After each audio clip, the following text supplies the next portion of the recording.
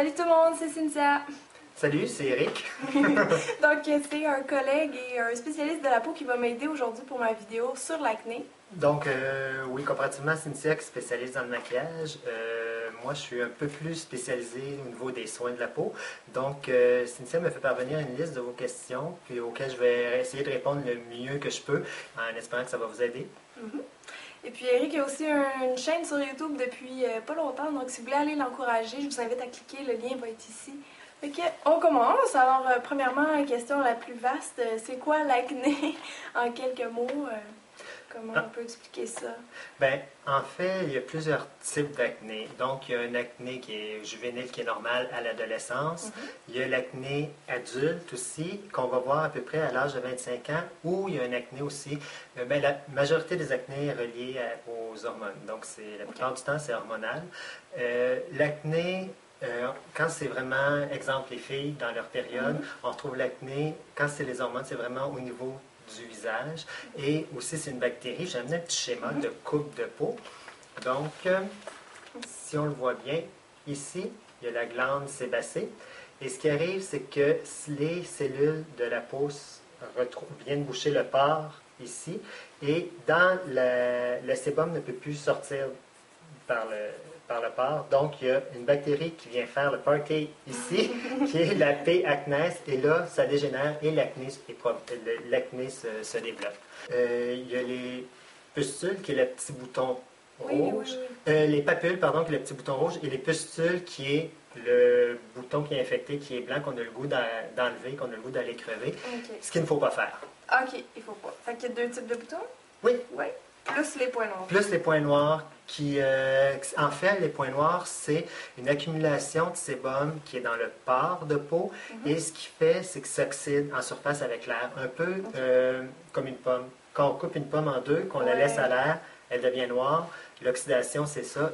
En fait, ce que c'est le point noir, c'est l'oxydation qu'on voit. Donc, on enlève le dessus, mais c'est important d'aller nettoyer en profondeur pour aller vider le pore du sébum, parce que anyway, ça va toujours s'oxyder. Est-ce que ça, on en a parlé un peu, mais il y a des tranches d'âge qui sont plus prédisposées, comme à l'adolescence, il y a beaucoup d'ados qui en souffrent, là. Je ne sais pas les chiffres exacts, mais il y en a beaucoup, beaucoup.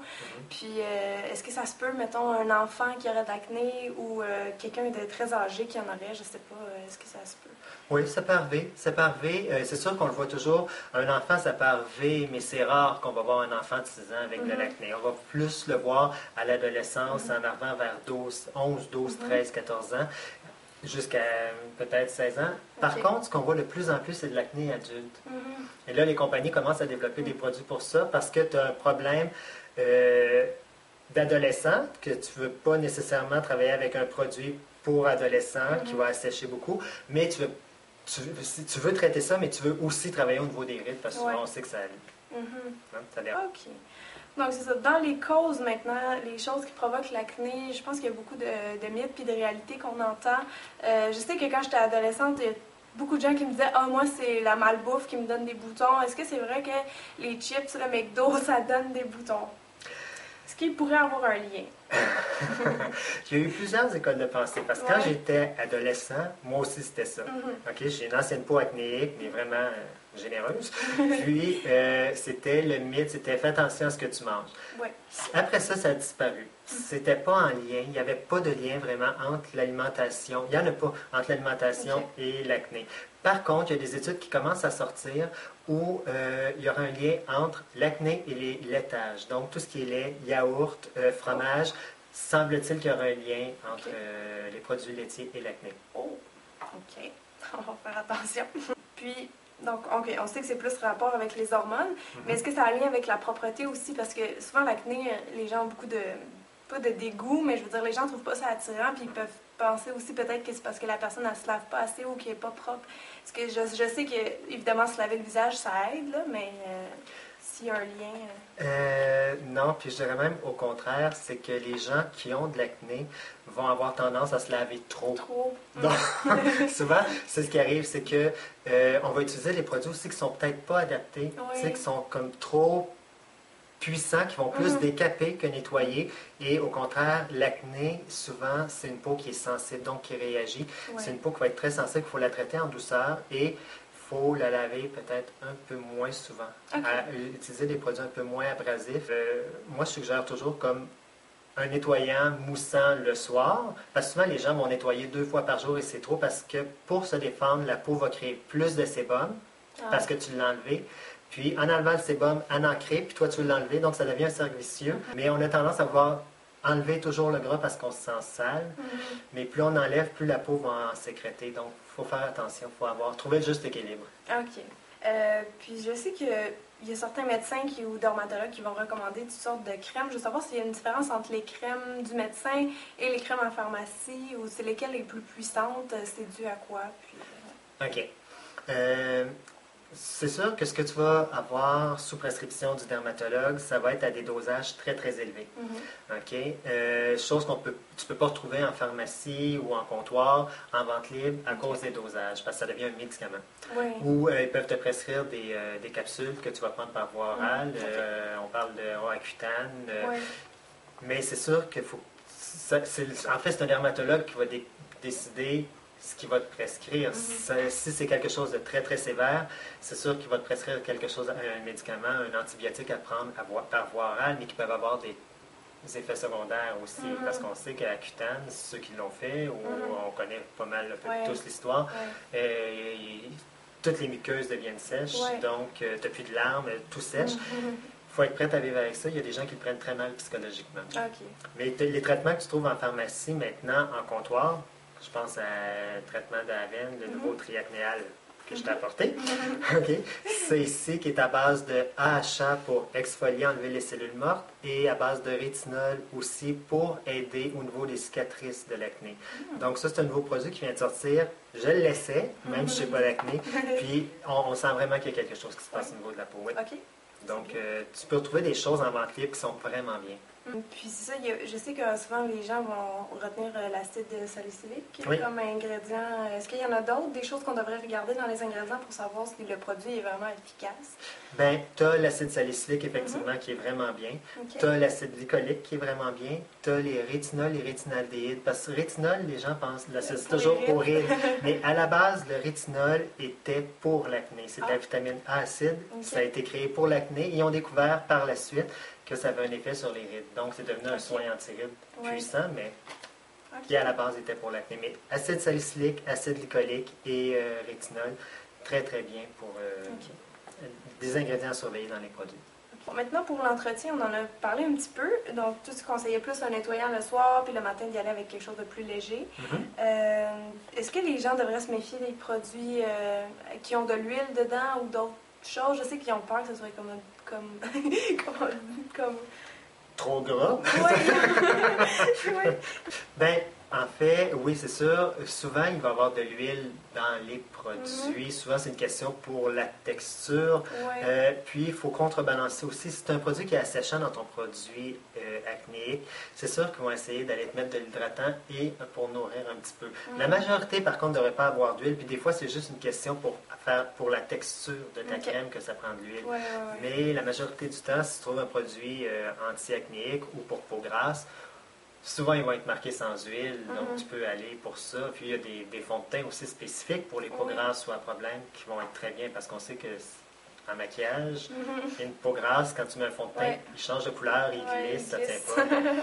Donc, il y a des produits spécifiques. Je pense que les peaux grasses ou acnéiques ne sont pas en reste. Là, pour les gens qui ont des points noirs en plus de l'acné, qu'est-ce qu'ils peuvent faire? Est-ce que c'est exfoliant? Ou... Oui, il faut faire attention. Par contre, au niveau des points noirs et de l'acné, si vous avez des points noirs et de l'acné, faire attention au niveau des exfoliants. Parce que les points noirs, oui, on veut les exfolier, on va enlever ce que j'expliquais tantôt, la petite couche qui est oxydée sur le dessus avec un exfoliant et un bon masque à l'argile pour bien extraire les impuretés de la peau. Mais par contre, si vous avez de l'acné, les exfoliants, c'est qu'en venant frotter sur votre acné, vous arrachez la petite peau, puis souvent, s'il y a la P. acnes, la fameuse bactérie dont je parlais tantôt, vous la répandez en faisant l'exfoliant. Donc, les exfoliants, oui, pour les points noirs, mais pour les peaux les boutons, on essaie d'éviter. Mollo. OK. Donc, moi, je conseille plus de nettoyer en profondeur le soir avec un nettoyant moussant qui peut être fait sous la douche. Et le matin, juste passer une eau micellaire que tu as peut-être déjà parlé dans une de tes capsules. Une eau micellaire ou un tonique, quelque chose de très léger le matin avant de mettre un soin traitant pour l'acné. Et le soir, nettoyer plus en profondeur. Plus le nettoyant, une crème hydratante qui serait spécialement pour la peau grasse. Puis, on pourrait avoir un soin pour les boutons directement si on en a moins ou moins souvent. Exactement. OK, c'est bon. Puis un tonique. Un tonique? Oui, souvent les toniques vont contenir un peu d'alcool, vont être plus astringents. Oui, ils appellent lotion astringente. Lotion astringente, exactement, pour matifier un petit peu la peau grasse. OK. Puis ça ne va pas la dessécher? Non, parce qu'après ça, on vient rebalancer avec l'hydratant. OK. Ah ben oui. OK. Et maintenant, une fois qu'on a écouté tous ces conseils puis qu'on s'est débarrassé de l'acné, ça arrive souvent qu'il reste des cicatrices parce qu'on les a pincé nos boutons. Donc, je veux savoir c'est quoi qu'on peut faire pour accélérer la disparition des cicatrices d'acné. Pas les manipuler. OK. Point 1. La première chose, on ne manipule pas nos boutons. On touche pas avec l'acné. On joue pas à l'acné. On touche pas à l'acné, c'est ça. Pour éviter les cicatrices. Par contre, s'il y a des cicatrices, il peut y avoir des petits peelings qui peuvent être faits, des microdermabrasions qui peuvent être faits, qu'on trouve encore là en pharmacie. Certaines compagnies en font. Le produit dont je vous parlais tantôt, le triacnéal, travaille avec le rétinaldéhyde à l'intérieur, vient travailler au niveau des résidus, donc des cicatrices qui peuvent être là. On peut peut-être pas juste avec des produits faire tout disparaître. Ça devient peut-être plus un cas de dermatologue si vraiment c'est très sévère comme cicatrice. Mais microdermabrasion peut bien fonctionner.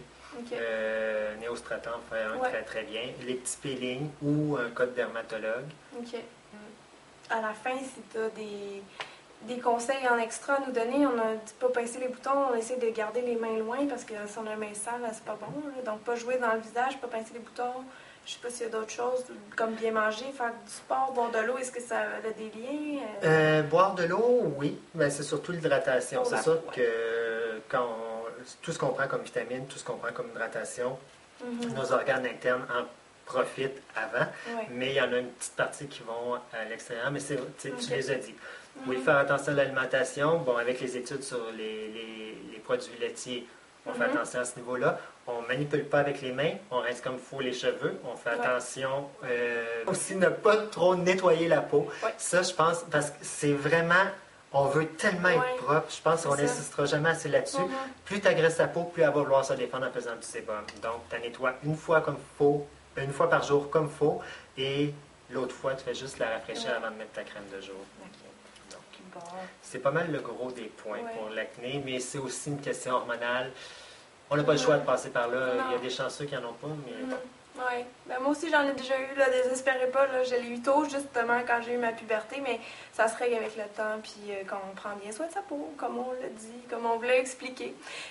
Puis aussi, faire attention au soleil avec l'acné. Parce que là, on fait la vidéo, on est en automne, début octobre. Souvent, ce qui arrive, c'est que l'été, on a moins d'acné parce que la couche cornéenne est épaissie avec le soleil. Et à l'automne, quand la peau se rétablit, ben, l'acné sort, c'est normal. Oui, souvent, les gens me posaient des questions là-dessus, justement. L'acné, ils ont plus ou moins de boutons, tout dépendant. Parce que le soleil, ça épaissit pas la peau ou ça peut... Ça épaissit. Ça épaissit. Ça peut rester bloqué, moi, c'est ça que j'avais entendu dire. C'est ça. Oui, OK, bon. Donc, l'été, souvent, la peau va être plus belle, plus lisse l'été. Et quand l'automne arrive, tout dépendant où vous vivez, quand l'automne arrive, ben là, l'acné sort et puis là, c'est la panique. Mais c'est normal, c'est la peau qui reprend sa place et ce qui était pris en dessous des épaisseurs vont sortir. Quand vous travaillez avec les produits pour l'acné, que ce soit l'acide salicylique ou autre, c'est normal quand vous commencez à utiliser ce type de produit-là que ça sorte davantage. Ça fait comme un nettoyage. Donc, pendant les 2 premières semaines, mettons, ça peut être pire. C'est pas une réaction que vous faites, c'est que la peau est en train de se nettoyer, donc c'est pire, il y a plus de boutons. Je pense que c'est important de le dire. Faut pas lâcher. Non, il faut persister. Continuez, finissez le traitement, puis c'est vrai, bon point. Alors voilà, c'était les questions que j'avais à lui poser. Si vous en avez d'autres, vous pouvez les écrire en bas. On va essayer de vous répondre le plus clairement possible, le plus vite possible. J'espère vraiment que ça vous a aidé. Et je vous demande encore une fois d'aller vous abonner à sa chaîne, s'il vous plaît, pour l'encourager, parce que c'est un petit nouveau sur YouTube et on l'aime bien gros. Fait que allez-y, allez-y. Ouais. Oui, si vous avez des questions, mais ma chaîne, en fait, c'est, vous tapez mon nom, Éric Despatie, avec TIS à la fin. Vous allez arriver sur mes 2 vidéos que j'ai à date.